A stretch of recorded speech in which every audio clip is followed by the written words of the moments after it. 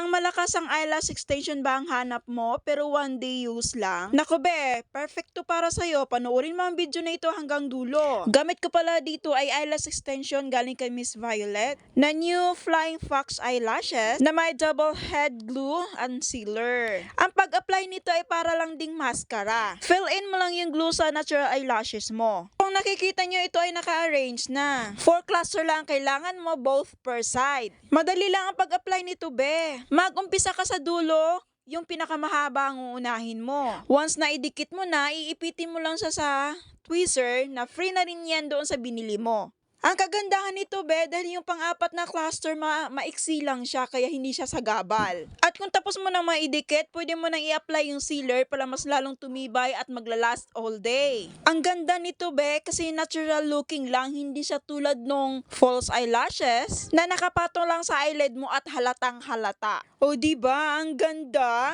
Within 10 minutes tapos na ako mag-apply be. Ang dali lang niya be. Hindi siya makate at hindi rin siya mahapdi sa mata. Bagay na bagay ito sa mga beginners na gusto matutong maglagay ng eyelash extension. Gusto mo mag-attend ng party or anumang occasion ang dadaluhin mo, pero gusto mo yung madali ang eyelash extension, bagay na bagay ito sa iyo be. Pero wag kang mag-alala be, dahil ito ay maglalast all day, mas matibay pa ito sa relasyon mo ng jowa mo. At reusable din ito be, kaya wag kang mag-alala dahil pwede mo siyang paulit-ulitin gamitin. Kaya ano pang hinihintay mo be, bili ka na, click the link below, wag ka nang magpatumpik-tumpik pa.